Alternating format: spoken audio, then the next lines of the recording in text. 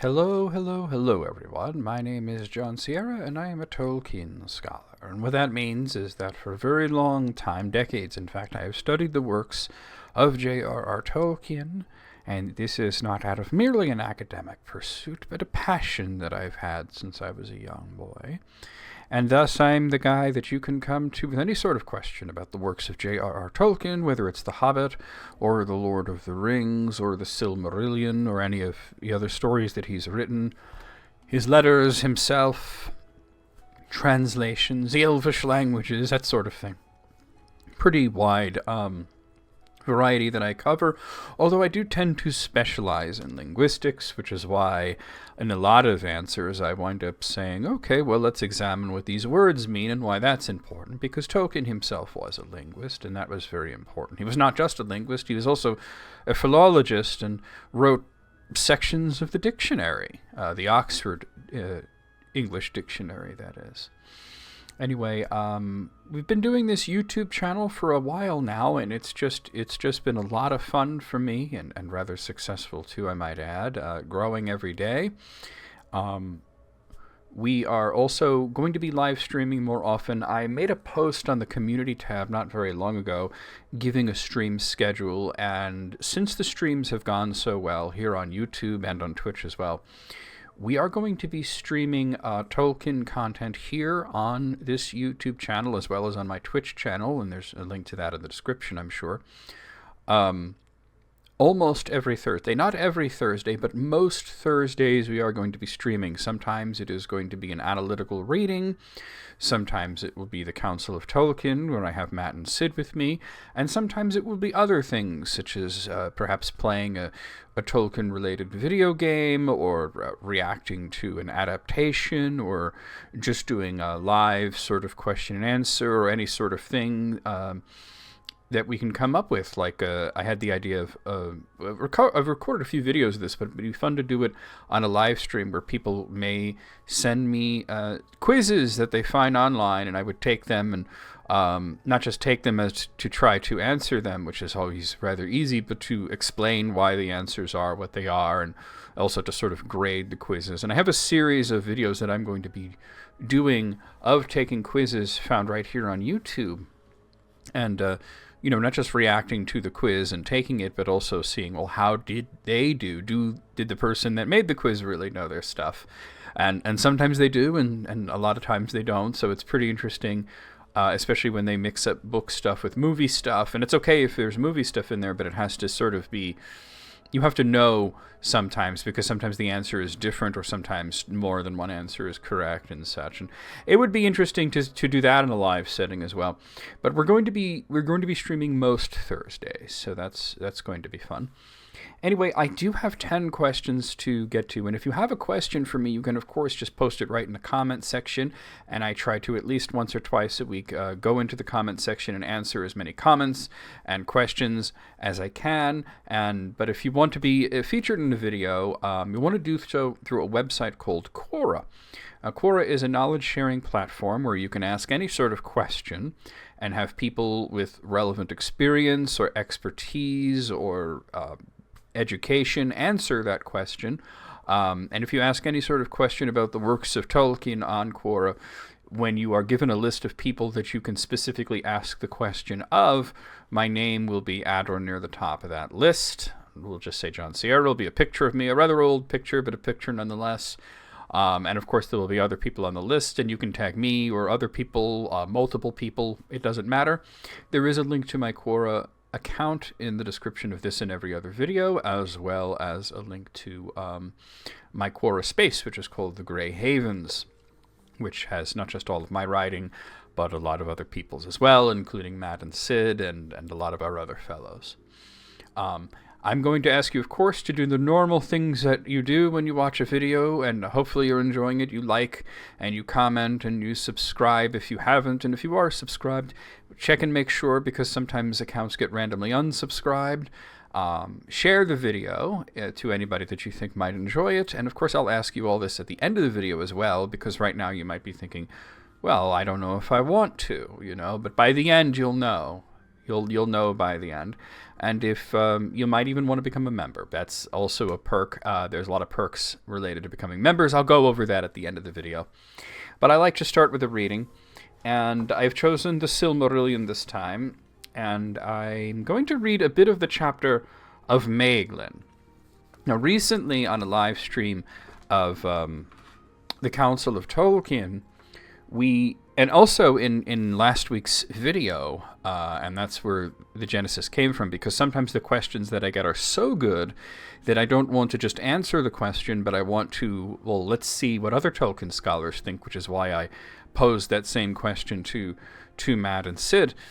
And we had a very interesting and lively and productive discussion about it. And it was about the nature of evil and what was the most evil single act to happen within the world, that is after creation, in Tolkien's history. And, I gave my answer to that both in the live stream and in previous episode of my Q&A show here.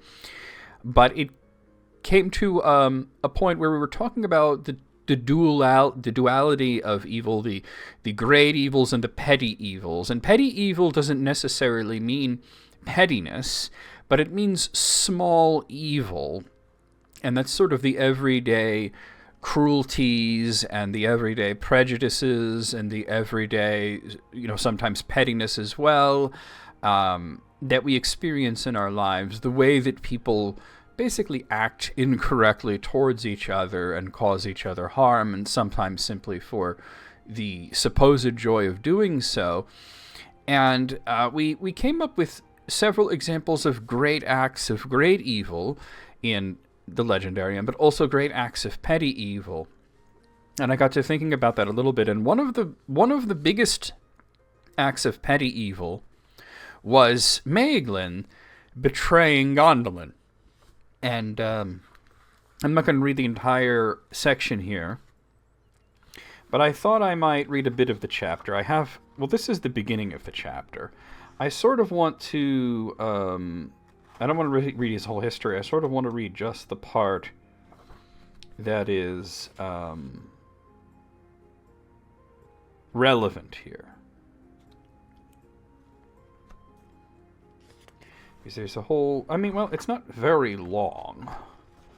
So there is that. I don't want to read all of it, but it's not very long.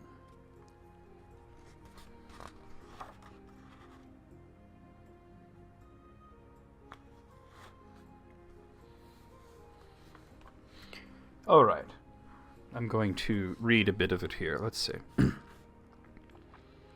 It came to pass that at the midsummer the dwarves, as was their custom, bade Eöl to a feast in Nogrod, and he rode away.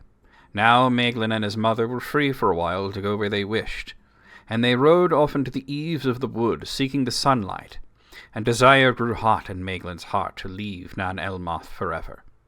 Therefore he said to Arathel, Lady, let us depart while there is time. What hope is there in this wood for you or for me?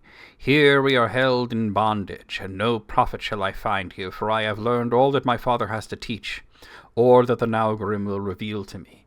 Shall we not seek for Gondolin? You shall be my guide, and I will be your guard.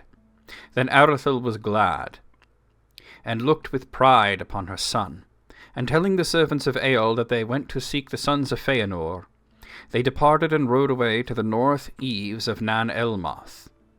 There they crossed the slender stream of Kellan into the land of Himlad, and rode on to the fords of Arras, and so westward along the fences of Doriath. Now Eöl returned out of the east sooner than Sméagol had foreseen, and found his wife and his son but 2 days gone, and so great was his anger that he followed them even by the light of day. As he entered the Himlad, he mastered his wrath, and went warily, remembering his danger, for Celegorm and Curufin were mighty lords who loved Eöl not at all. And Curufin, moreover, was of perilous mood. But the scouts of Aglon had marked the riding of Sméagol and Arathel to the fords of Arras, and Curufin, perceiving that strange deeds were afoot, came south from the pass and encamped near the fords. And before Eöl had ridden far across the Himlad, he was waylaid by the riders of Curufin, and taken to their lord. Then Curufin said to Eöl, What errand have you, dark elf, in my lands? An urgent matter, perhaps, that keeps one so sun-shy abroad by day. And Eöl, knowing that his peril, restrained the bitter words that arose in his mind. "I have learned, Lord Curufin," he said, "that my son and my wife, the White Lady of Gondolin, have ridden to visit you while I was from home. And it seemed to me fitting that I should join them on this errand." Then Curufin laughed at Eöl, and he said, "They might have found their welcome here less warm than they had hoped had you accompanied them. But it is no matter, for that was not their errand. It is not 2 days since they passed over the Arisyach, and thence rose swiftly westward. It seems that you would deceive me, unless indeed you yourself have been deceived."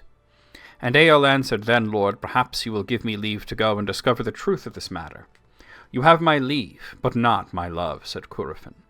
"The sooner you depart from my land, the better will it please me." Then Eöl mounted his horse, saying, "It is good, Lord Curufin, to find a kinsman thus kindly at need. I will remember it when I return." Then Curufin looked darkly upon Eöl. "Do not flaunt the title of your wife before me," he said. "For those who steal the daughters of the Noldor and wed them without gift or leave to do not gain kinship with their kin. I have given you leave to go. Take it and be gone. By the laws of the Eldar I may not slay you at this time. And this counsel I add, return now to your dwelling in the darkness of Nan Elmoth, for my heart warns me that if you now pursue those you love no more, never will you return thither." Then Eöl rode off in haste, and he was filled with hatred of all the Noldor, for he perceived now that Maeglin and Arathel were fleeing to Gondolin. And driven by anger and the shame of his humiliation, he crossed the fords of Arras, and rode hard upon the way that they had gone before. But though they knew not that he followed them, and he had the swiftest steed, he came never in sight of them until they reached the Brithiach, and abandoned their horses. Then by ill fate they were betrayed, for the horses neighed loudly, and Eöl's steed heard them and sped towards them. And Eöl saw from before the white raiment of Arathel, and marked which way she went, seeking the secret path into the mountains. Now Arathel and Maeglin came to the outer gate of Gondolin, and the dark guard under the mountains. And there she was received with joy, and passing through the 7 gates, she came with Maeglin to Turgon upon Emongwarath. Then the king listened with wonder to all that Arathel had to tell, and he looked with liking upon Maeglin his sister-son, seeing in him one worthy to be accounted among the princes of the Noldor. "I rejoice, indeed, that our Fëanor has returned to Gondolin," he said. "And now more fair again shall the city seem than in the days when I deemed her lost, and Maeglin shall have the highest honour in my realm." Then Maeglin bowed low, and took Turgon for lord and king to do all his will, and therefore he stood silent and watchful, for the bliss and splendour of Gondolin surpassed all that he had imagined from the tales of his mother. And he was amazed by the strength of the city and the hosts of its people, and many things strange and beautiful that he beheld. Yet to none were his eyes more often drawn than to Idril, the king's daughter, who sat beside him. For she was golden as the Vanyar, her mother's kindred, and she seemed to him as the sun from which all the king's hall drew its light. But Eöl, following after Arathel, found the dry river and the secret path, and so creeping in by stealth he came to the guard and was taken and questioned. And when the guard heard that he claimed Arathel as wife, they were amazed, and sent a swift messenger to the city, and he came to the king's hall. "Lord," he cried, "the guard have taken captive one that came by stealth to the dark gate. Eöl he names himself, and he is a tall elf, dark and grim, of the kindred of the Sindar, yet he claims the Lady Arathel as his wife, and demands to be brought before you. His wrath is great, and he is hard to restrain, but we have not slain him as your law commands." Then Arathel said, "Alas, Eöl has followed us even as I feared. But with great stealth was it done, for we saw and heard no pursuit as we entered upon the hidden way." Then she said to the messenger, "He speaks but the truth. He is Eöl, and I am his wife. And he is the father of my son. Slay him not, but lead him hither to the king's judgment, if the king so wills." And so it was done. And Eöl was brought to Turgon's hall, and stood before his high seat, proud and sullen. Though he was amazed no less than his son at all he saw, his heart was filled the more with anger and with hate of the Noldor. But Turgon treated him with honour, and rose up and would take his hand, and he said, "Welcome, kinsman, for so I hold you. Here you shall dwell at your pleasure, save only that you must abide and depart not from my kingdom, for it is my law that none who finds the way hither shall depart." But Eöl withdrew his hand. "I acknowledge not your law," he said. "No right have you, or any of your kin in this land to seize realms or to set bounds either here or there. This is the land of the Teleri, to which you bring war and all unquiet, dealing ever more proudly and unjustly. I care nothing for your secrets, and I came not to spy on you, but to claim my own, my wife and my son. Yet, if in Arathel, your sister, you have some claim, then let her remain. Let the bird go back to the cage, where soon she will sicken again, as she sickened before. But not so, Maeglin. My son, you will not withhold from me. Come, Maeglin, son of Eöl. Your father commands you. Leave the house of his enemies and the slayers of his kin, or be accursed. But Maeglin answered nothing. Then Turgon sat in his high seat, holding his staff of doom, and in a stern voice spoke. I will not debate with you, Dark Elf. By the swords of the Noldor alone are your sunless woods defended. Your freedom to wander there wild you owe to my kin. But for them, long since you would have labored in thraldom in the pits of Angband. And here I am king, and whether you will it or will it not, my doom is law. This choice only is given to you, to abide here or to die here, and so also for your son. So, now you might wonder, no, I said that Maeglin was one of the great practitioners of petty evil in Tolkien's Legendarium, and if you're unfamiliar with the tale, and this is part of the tale known as the Fall of Gondolin, you may wonder, well, he doesn't seem so bad. His father seems like the one that's really messed up. And, you know, I didn't get into the backstory there, but you can kind of tell that Arathel, his wife, who is Turgon's sister, was basically kidnapped by Eöl, who, they call him the Dark Elf because he hates the sunlight, which is somewhat unusual. It's normal for an elf to prefer nighttime because they love the stars. They love looking upon the stars. As a matter of fact, Eldar essentially means star people, and elf is derived from Eldar. The El part of it, El, represents stars. So they do like nighttime. They like the moon. They like the stars. They like the light of Telperion when it was a thing. Of course, at this point, Telperion is long gone. But in this instance, Eöl just really hates the sun. He hates daylight. And we see a lot of times in Tolkien's Legendarium where evil has complicated relationships with light. Morgoth is sort of a perfect example where he seeks to extinguish light. He destroyed the lamps, he destroyed the trees, but he also is attracted to Varda, who is the Lady of Light. He tried to ravish Arwen, who is a glowing Maya who wound up carrying the sun across the sky. You know, so, and he stole the Silmarils, not to destroy them, but to wear them on his crown. And these are very, very bright. So he has sort of like this thing where he doesn't like other people to have light. He wants to be the Lord of Light himself. He wants to be the one that is in control of light. He really wants to be God, is what it really comes down to, and he's not, and that upsets him. But in the case of Eöl, you know, we see it with Gollum, we see it with a few other characters, but they just don't like the daytime. The orcs, of course, can't usually abide traveling during the day. It doesn't kill them or physically harm them anymore. I think it makes them a bit sick, you know. Trolls, of course, are outright destroyed in the daytime. The light of day just completely annihilates them. But anyway, you might say, well, why would you say that, you know, Maeglin is so dark and does petty evils when it seems that Eöl is the bad one here? He kidnapped his wife, he kidnapped Arathel and then basically forced her to marry him. She bore him a son, and it seems as soon as he was off on some errand, they're like, let's get out of here, you know? And they go off to Gondolin, and she's more than happy to, you know, and Turgon here, just being a really great guy, you know, obviously he's very happy to see his sister again. He's more than happy to find out that he has a nephew, and he, you know, he looks upon them with honor. And then even Eöl, he offers his friendship to and honors him as kin. And of course, you know, Eöl all but spits in his face. He basically blames the Noldor for all the war that is happening in the world. It's funny that he doesn't blame Morgoth, you know. And it ends badly, and I won't get into all that, but the seed of evil with Maeglin specifically that we see is how he was attracted to the king's daughter, Idril.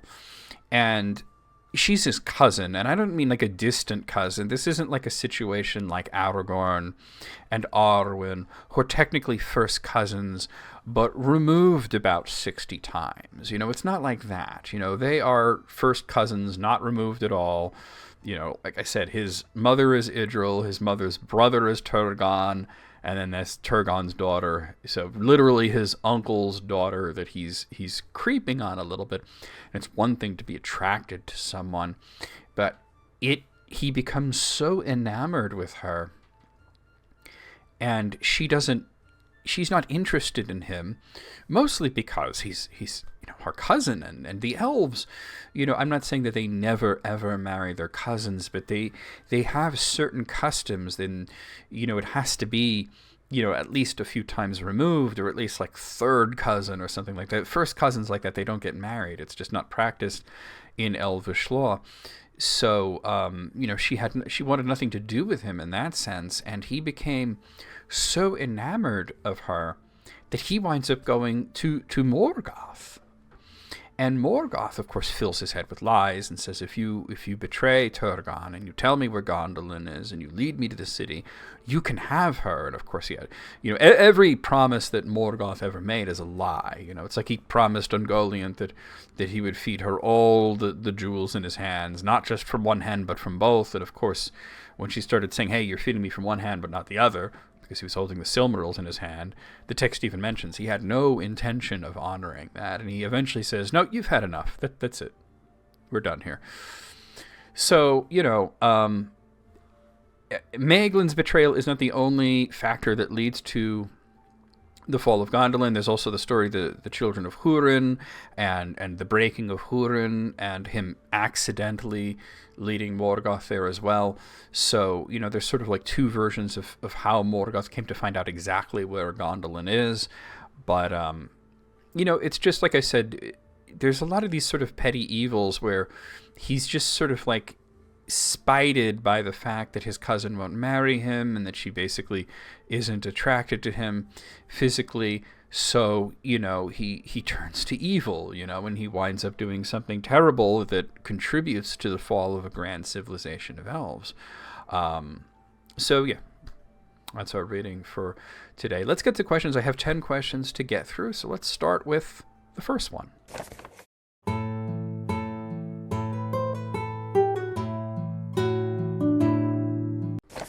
Our first question comes in by the request of Mason T., who asks, what would be the outcome of a redeemed Sméagol at the borders of Mordor when he is leaning over the sleeping Frodo and Sam wakes up, if Sam had not been so protective and simply allowed Sméagol to recover from Gollum? So Tolkien talked about this once, not specifically that particular scene, which made him cry to write that, by the way, but the idea of what would happen if Sméagol was redeemed within the world before the quest was over. And, he talked about it once, but the difference in outcome, it really didn't have anything to do with Sam specifically, but actually Faramir.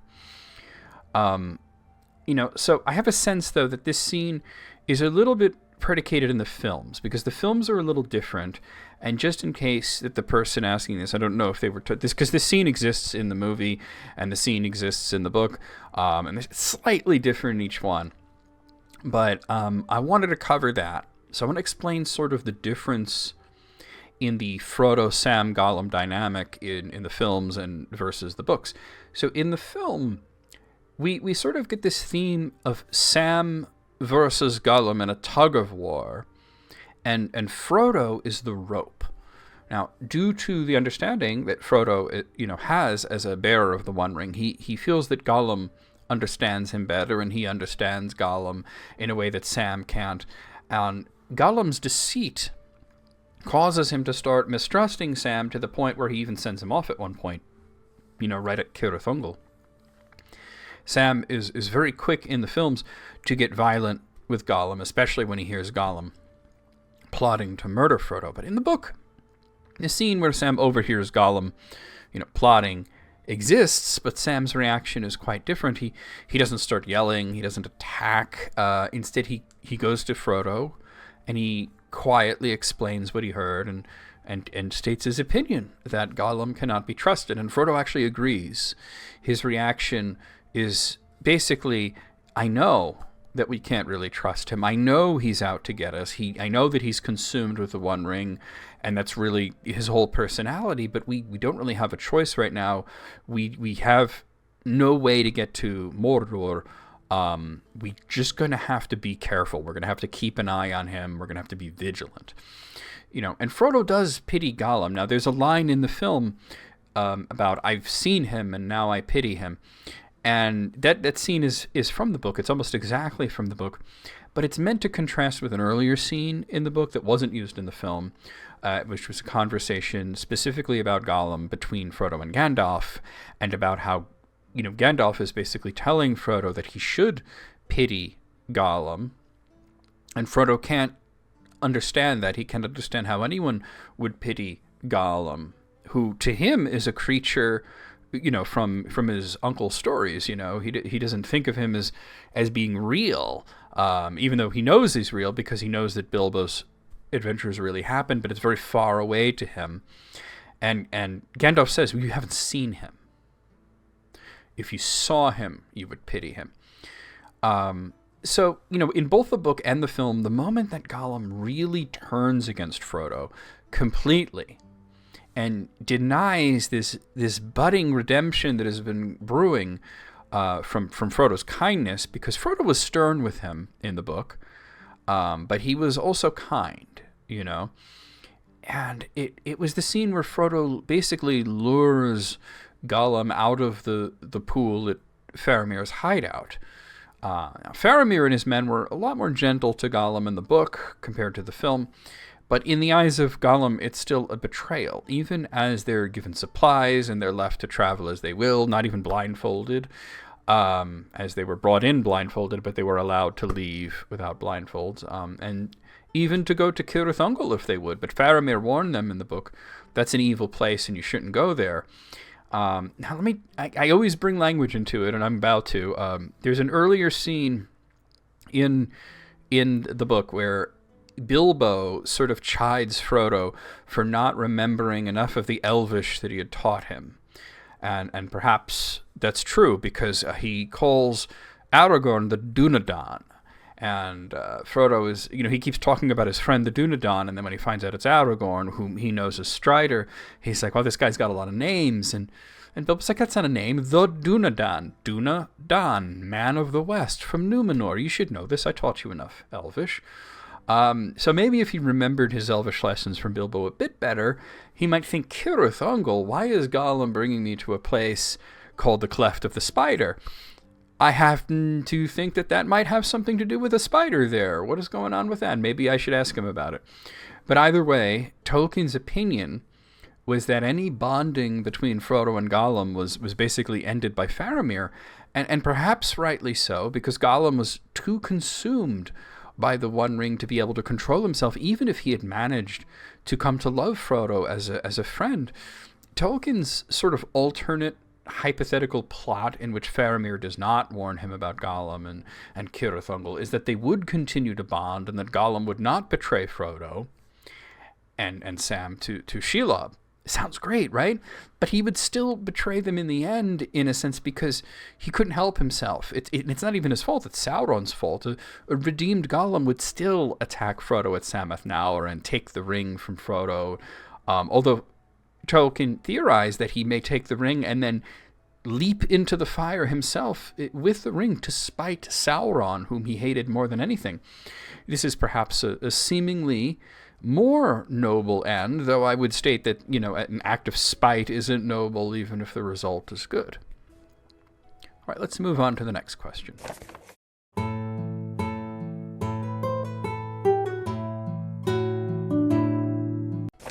Our next question comes in by the request of Paul, no last name given in this case, who asks, why did Fëanor refuse to use the Silmarils to restore the trees? Since he made them from their light originally, couldn't he just make more once the trees were restored? Fëanor himself stated that he could not do this. And if he could do that, then we may ask ourselves, why would Yavanna not just replace the trees herself? First, we must examine why Fëanor is even being asked such a thing. The Valar approach him, rather hastily, I would say, about possibly restoring Lorelin and Telperion using the Silmarils. So he must surrender them voluntarily because they belong to him. The Valar come off a little bit aggressive here, except for Aula, who cautions against pushing Fëanor, as he is a great craftsman himself, which at the least counterbalances Tulkas being kind of super aggressive about this. Yavanna is in a lot of pain here. She's lost something of her own creation and is asking someone else to sacrifice their creation to save hers, and that's a hard thing to ask someone to do, and she knows that it's a hard thing to ask someone to do. And it's not necessarily, a super selfish request. It's not just about what she's going through, but because the light of Lorelin and Telperion lit the Undying Lands and benefited all of the Ainur and the Eldar that lived in Valinor and Eldamar and Eressëa and elsewhere in Aemon. You may ask why, if Yavanna created the trees, why can't she just whip up some replacements? Tolkien introduces the idea here that everyone has one great craft in them that can only be created once in their lifetime and it cannot be repeated. For Yavanna, it is the two trees. She simply doesn't have it in her to replace them. Tolkien mentions this, in the author's voice, and in universe this might be Bilbo or an elf editorializing here, that if the Valar had perhaps not come on so strong, he would have agreed, and things would have been, very different going forward. But Fëanor refuses for a simple reason. For him, the Silmarils, were the one great craft that he could not repeat. He challenged the Valar to prove that they're not like Melkor. Melkor had put it in his head that the Valar would side with him, which was, ridiculous. They fought Melkor originally for the sake of the elves. They weren't going to side with him over the elves. But still, that thought was in his head, and he stated to the Valar that the only way that he would surrender the Silmarils was if he was forced to, and if they did so, they proved his thought that they were just as bad as Melkor. Of course, they did no such thing. Not only would they not do that, they really couldn't have, because Melkor had already taken the Silmarils, which none of them knew except possibly Namamandos. Whether we understand Fëanor's decision or whether we agree with Fëanor's decision or not, it was his decision to make, for good or for ill, and the Valar actually respected that. Even Tolkien respected it. Tolkien once envisioned that at the end of the world, the Silmarils would be rediscovered and Fëanor would either surrender them to the Valar or break them open himself, depending on the draft, to restore the trees. But this came at the end of everything, and the world was going to be hit, with the factory reset regardless. So I think that might be part of why Tolkien abandoned the thought of the trees being restored by the Silmarils, because the world was going to end and be reborn anyway, without evil, of course. All right, let's move on to the next question.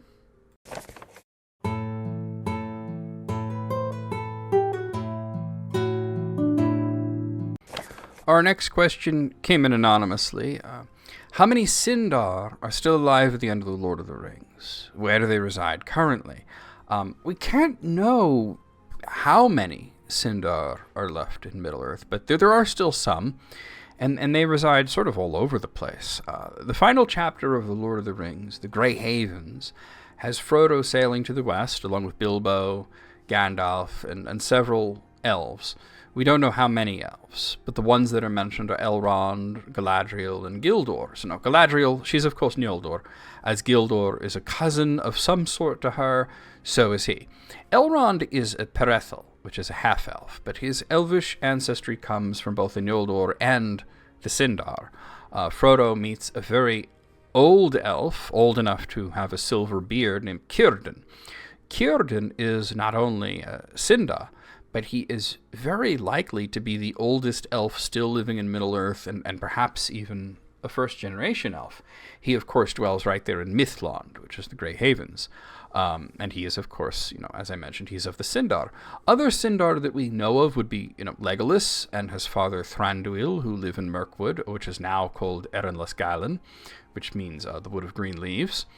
There may be other Sindar in Erinlasgalen, though many of their subjects were Sylvan elves. Both the Sindar and the Sylvan elves were just different sects of Teleri elves.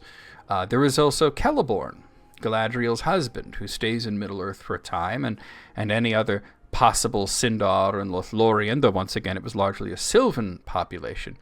Celeborn is certainly Teleri, though whether he's Sindar or Falmar is up to interpretation. The more accepted version of his backstory is that he is Sindar. There had previously been Sindar elves in Gondor, of all places, but many of them left, and the havens there were unattended to. It is very possible that there were still some remnants here and there. Many of the Sylvan elves may have been actually Sindar elves who adopted the Sylvan culture, because the differences between them is really just purely cultural. They're all Teleri, as are the Nandor and the Lyquendi and the Falmar and all that. So there you have it. All right, let's move on to the next question.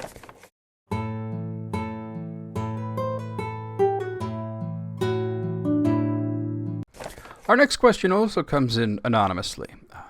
What makes Bilbo happy at the end of The Lord of the Rings, The Return of the King, when his friends are not with him? His friends? You mean Gandalf, Elrond, and Frodo? They're right there. Bilbo is, he's 131 years of age when he sailed to the west, an age that hobbits do not normally live to. Hobbits normally live to be about 100 years old. 130 is extremely rare. Only his maternal grandfather, Gerontius Took, also known as the Old Took, reached that age. Bilbo living to be 131 makes him the oldest living hobbit ever. And well, I guess Gollum was the oldest living hobbit ever, so there's that. But he's the oldest living Shire hobbit. And physically, he would only be in his 70s at this point. Mentally, he felt every year of his life. When someone reaches such an advanced age, their friends are usually dead.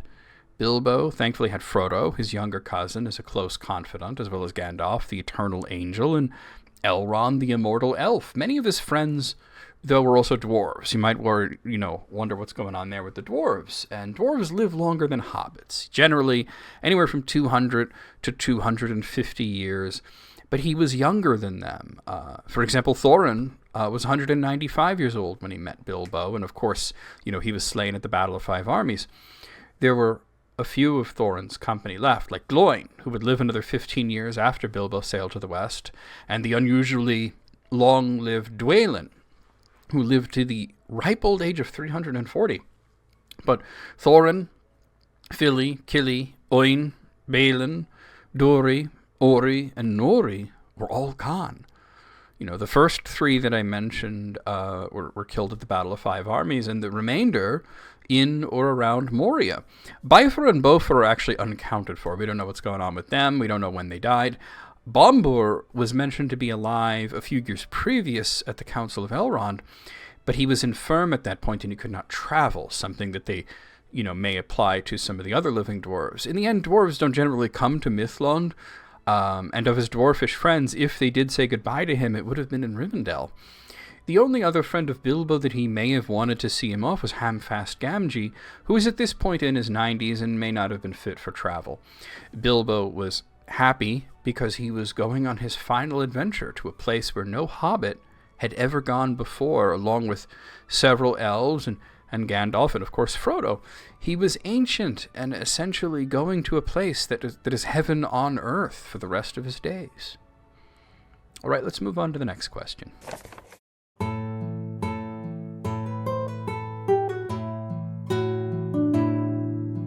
So here is the question that I've chosen to be in the thumbnail here. Since Bilbo possessed the One Ring while at Erebor, could its influence have affected the depth of Thorin's dragon sickness? I think this is an excellent question, and I don't see a name on this one. Was this anonymous? Usually right before hitting record, I look into these things, but I forgot to do that. So this came in by the request of Cat B. Okay, I've seen Cat B before.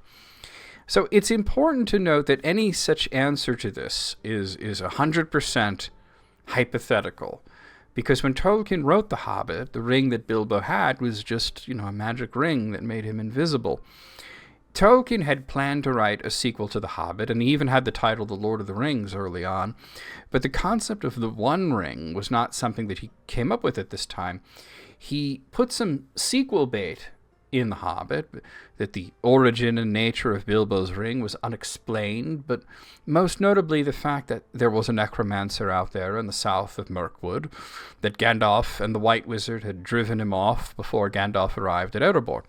Tolkien's idea was to reintroduce the necromancer, who at this point was called Thu in The Lord of the Rings, and it was a tale about on the same scale as The Hobbit, a little bit bigger, and it starred 6 hobbits: Trotter, Bingo, Fatty, Merry, Pippin, and Sam.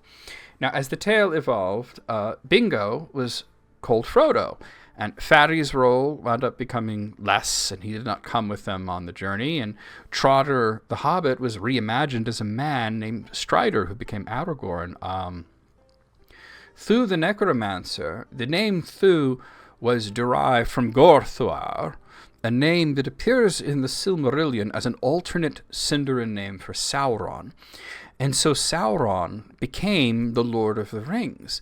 The idea of the ring itself being evil was introduced, which forced Tolkien to go back and rewrite one of the chapters of The Hobbit, Riddles in the Dark, and reissue the book, which is why the first edition of The Hobbit differs in the text. Gollum became less friendly and would never dream of giving up the ring as a prize in the riddle game, although Bilbo had already found the ring. Gollum was quite apologetic in the original text that he could not find the prize and led Bilbo to safety. That being known, Tolkien did not envision that the ring was evil when he wrote The Hobbit and that it would cause others to behave in a negative fashion, though it was explained later to be the influence of the One Ring that Bilbo lied about how he received it. Keep in mind that the original text of The Hobbit, Bilbo wasn't lying. He did keep it a secret, though, until Mirkwood, but this could have just been chalked up to Bilbo wanting to prove himself as a burglar and not give away, trade secrets. Either way, we can certainly state that the ring may have influenced Thorin as it influenced Boromir later on, and even Saruman, who never had seen it. However, there is a better explanation, that it was Morgoth, not Sauron, who caused Thorin to go insane. So I'm going to read you a passage from the book Morgoth's Ring. The whole of Middle-earth was Morgoth's ring, though temporarily his attention was mainly upon the northwest. Unless swiftly successful, war against him might well end in reducing all Middle-earth to chaos, perhaps even all Arda.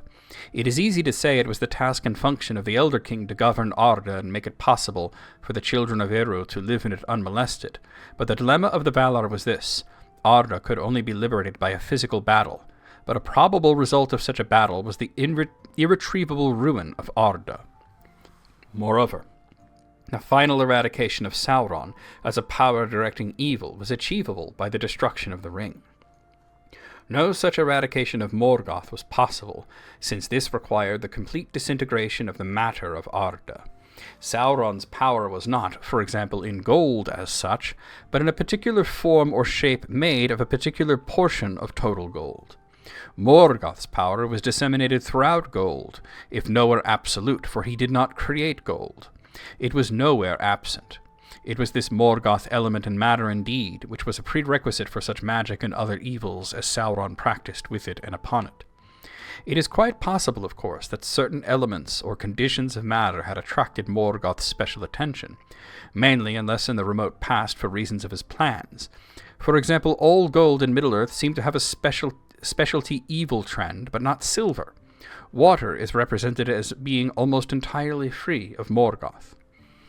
So, this is from Tolkien's essay called Some Notes on the Philosophy of the Silmarillion, and it's, as I mentioned, it's in the book Morgoth's Ring.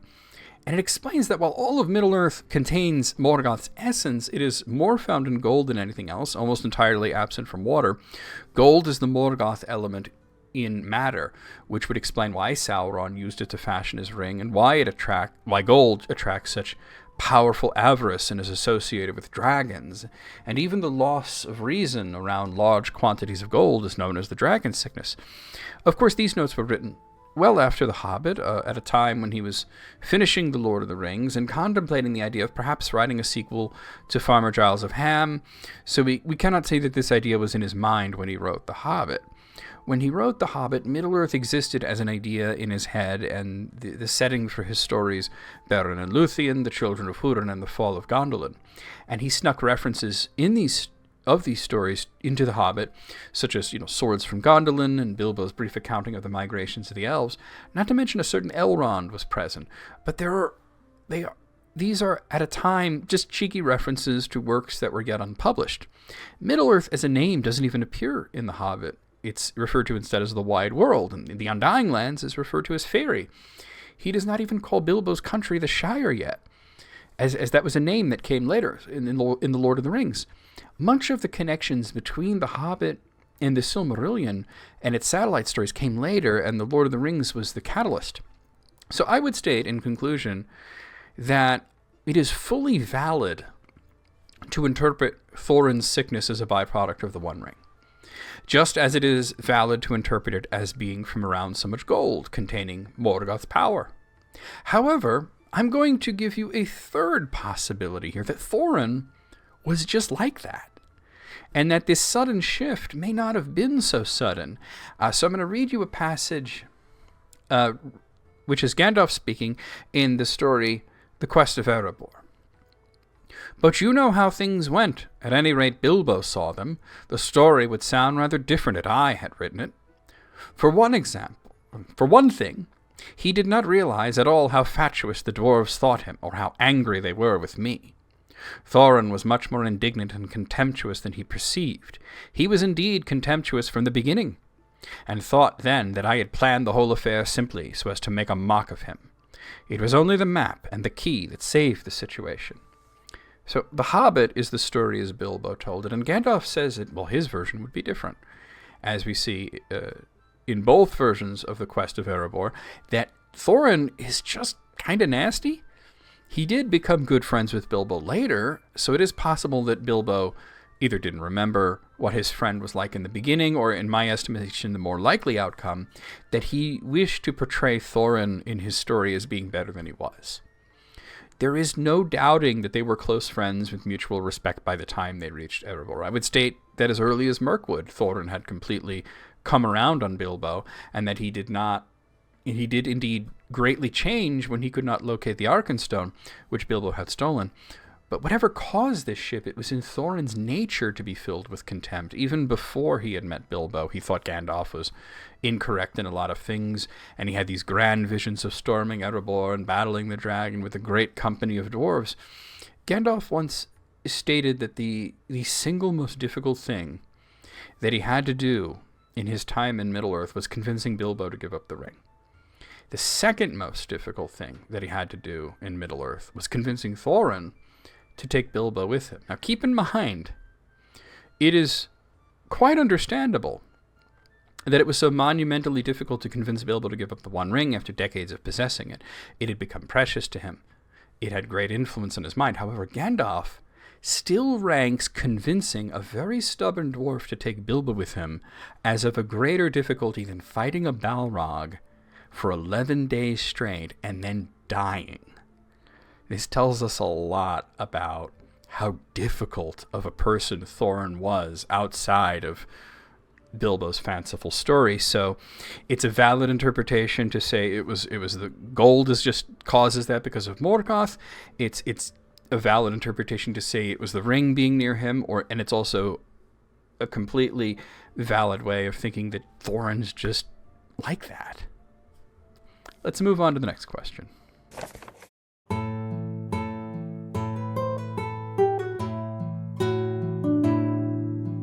Our next question comes in from Samantha Webster, who asks, were there any elves at Arwen's funeral? Though Arwen was not an elf by the strictest definition, especially now that she'd become mortal, she was still quite elvish in her culture and did not have a funeral.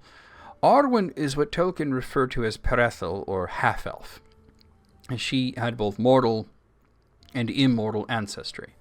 Normally, this would make her mortal by default. But in her case, as is the case of her brothers, her father, and her uncle, they were able to choose their doom.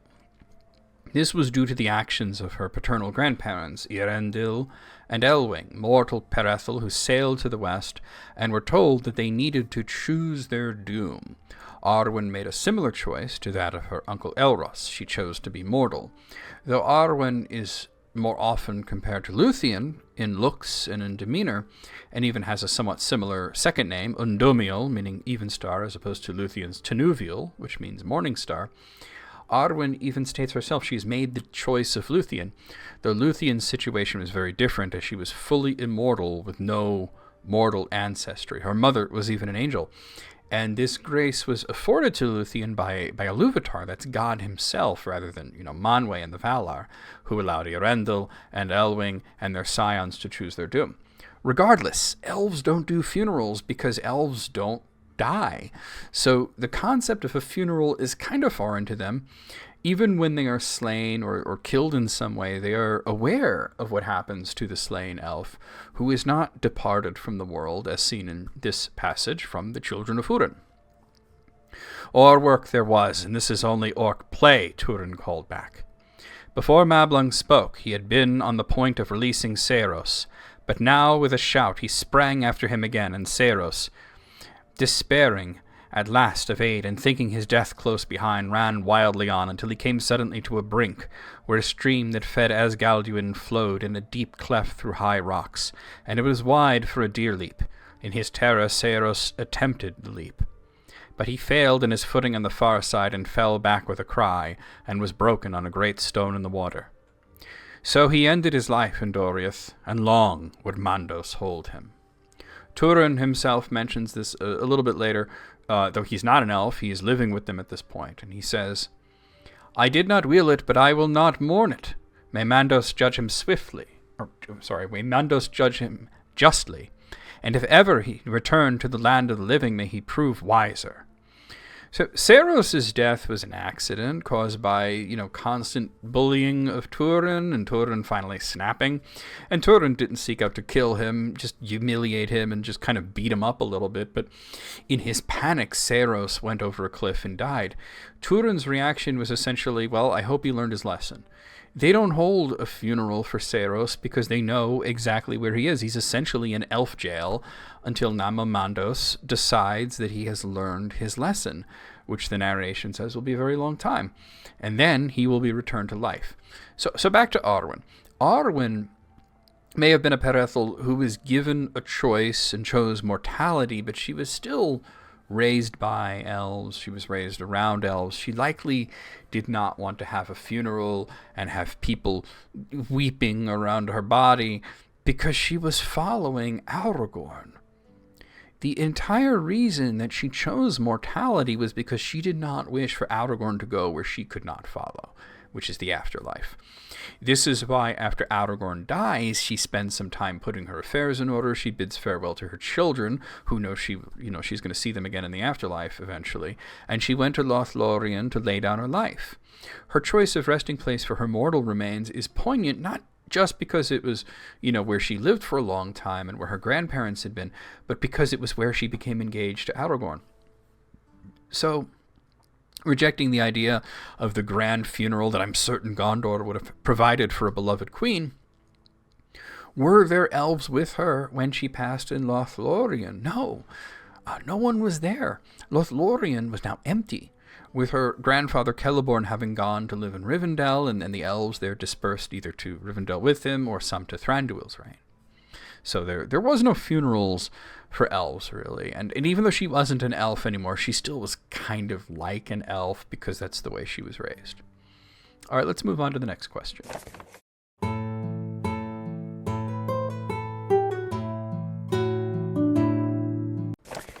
Our next question is anonymous, and speaking of elves and Rivendell and Aragorn, here's the question: how did Aragorn become acquainted with the elves in Rivendell? Well, he actually grew up there.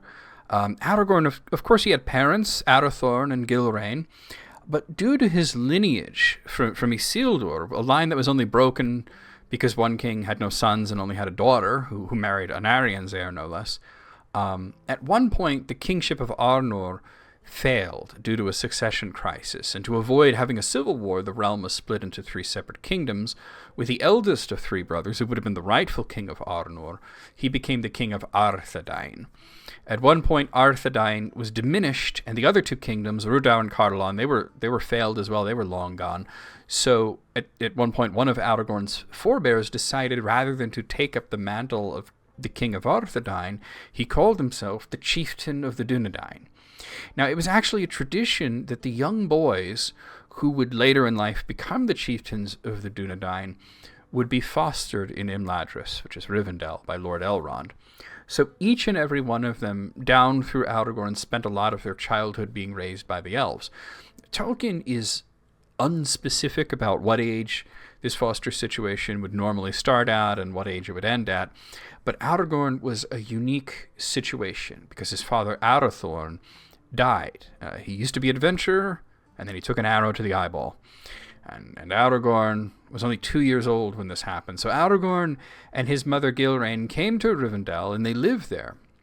Aragorn was so young at this point that for all intents and purposes he was raised by Elrond, not Arathorn, though he was not told his true name or his heritage. Elrond gave him the name Estel, and only revealed the truth when the boy had turned 20 years old. So Elrond gave Aragorn 2 halves of Narsil, the sword of Elendil, and he decided to depart Rivendell after declaring that he had fallen in love with Elrond's daughter Arwen, who he just met, but he fell really hard and really fast. And he was told that to be worthy of her, he must become the king of Arnor and Gondor. He no longer had permanent residence in Rivendell, but he came there often to rest, and he was always welcome there. As such, he was educated by the elves. They helped him grow. Having father figures like Elrond and Glorfindel made him the person that he was. Aragorn shows that he's very knowledgeable of elvish history. He shows his linguistic fluency in both Sindarin and Quenya. So yeah, he was raised by elves. All right, let's move on to the next question.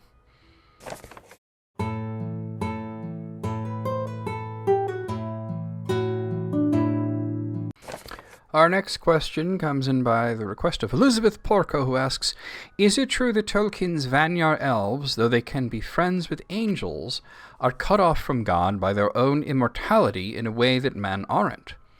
It is true, and it's true of all of the elves, not just the Vanyar. Iluvatar, and that's God, he's only present in Orradre, which is the earth, in the sense that he created it, and he's watching silently, manipulating events as he sees fit.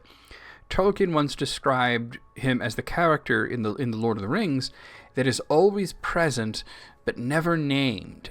However, he physically resides in the timeless halls, essentially heaven, seated in the void outside of creation. Elves, like the Ainur, who are angels, who descended into the world, are bound to the world and must abide there until its conclusion. Death in Tolkien's world is not just the cessation of the body's functions, but the spirit leaving the world and walking an unknown path to an unknown destination, an afterlife created by Iluvatar. Mortals do this, but immortals do not.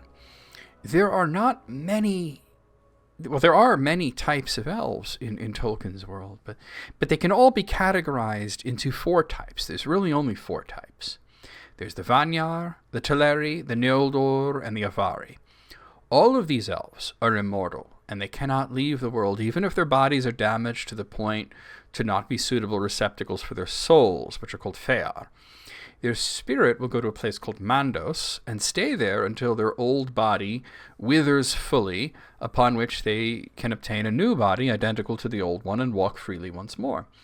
Namo, who is the keeper of Mandos, usually he's just called Mandos by the elves, can and sometimes does use Mandos as a prison, keeping elves or even the Ainur in there until he sees fit to release them, but they cannot leave the world.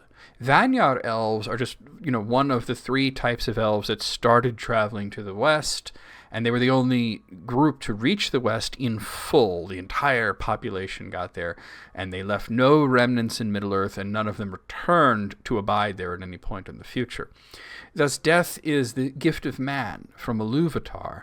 Though our lives are short and they often end in brutality and there's no chance of returning, we leave the world and can be with Ilúvatar while the elves cannot. All right, let's move on to the next question.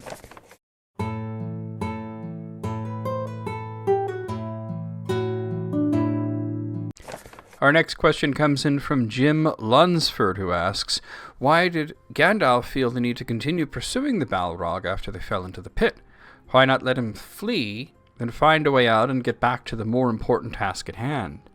There's really two reasons, one of which Gandalf gave freely.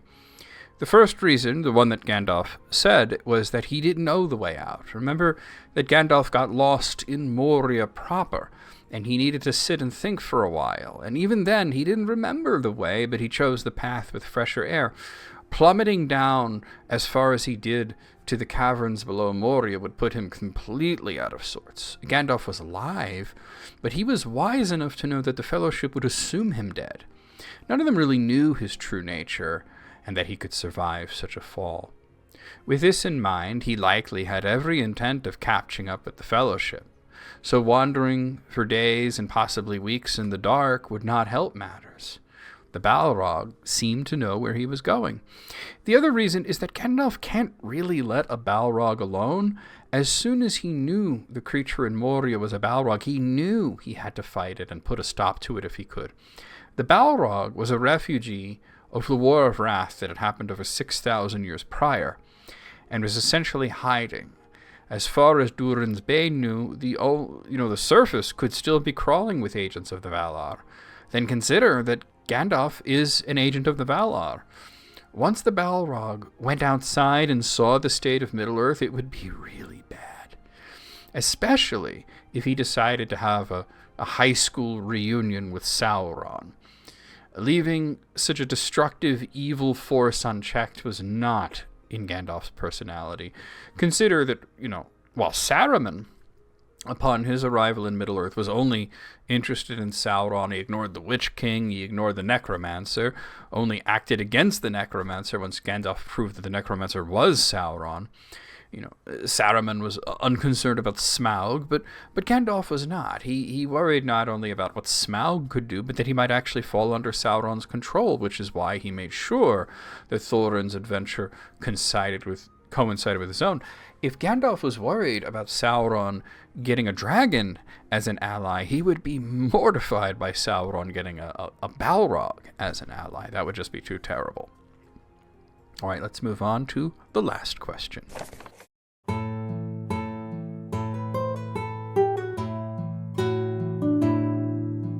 Our final question comes in from Greg Fitzgerald, who asks, did Tolkien create the Nazgûl to provide some deadly peril for the hobbits on their journey from the Shire to Rivendell, and cause them to enter the Old Forest, which resulted in more danger?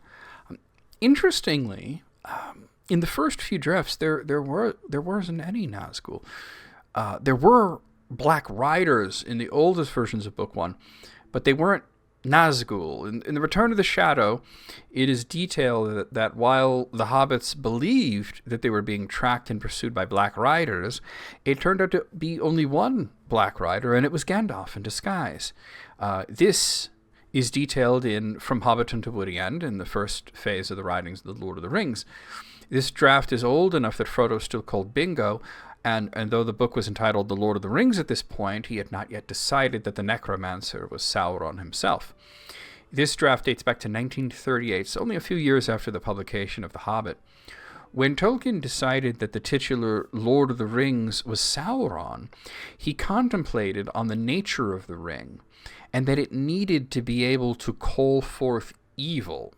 And thus, in what he called an unpremeditated turn, he used the concept of the Black Rider, who turned out to be Gandalf, to create ring wraiths, which are called Nazgûl. So it wasn't that specifically that they were created as a means to drive them into the forest. because Gandalf was going to be with them anyway, and they were still going to go through the forest. As a matter of fact, if you're wondering, because the heart of the question really is, why did he need them to go into the forest? Is it because there's more danger there? And it's actually, no, it's because Tom Bombadil was there. And Bombadil, at one point very early on, he considered that Bombadil might actually be the main character of The Lord of the Rings. And of course he dropped that, but it was an idea that he had early on. Anyway, that's all the questions that we have this week. Obviously, if you enjoyed it, please hit the subscribe button if you haven't already. Hit the like button, that helps with the algorithm. Leave me a comment, even if it's just to say hi. Even if it's just to say, I like the background, that's the Lonely Mountain looks great, or whatever it is that you have to say. And if you want to support the channel in an even greater way, consider membership. Membership is very cheap. It's $5 a month, and it lets you see all the videos early. And during live streams, you'll have a special badge, and you'll be able to use my emotes and such. And it's just really cool and a great way, an inexpensive way to help me out here. Of course, if you can't do that, that's fine. I get money from the channel through ad revenue as well. It's just kind words will suffice. But like I said, if you want to consider supporting me in a bigger way, membership helps. And by the way, sometimes people tell me that join button doesn't work. So if you're ever like, I will join, and then you click the button and nothing happens, go in the description to this video and or any video that you're watching, and the very first link there should be a join link that actually will work. I don't know why sometimes the button doesn't work. That's a YouTube thing. But like more than one person has told me, hey, the button's not working. And I said, well, I'll put a link there, and will that work? And they say, yeah. Or they don't say yeah, but I see them join. So I thank you guys for coming by. Send me some questions. Leave me some comments. I'll see you guys next time.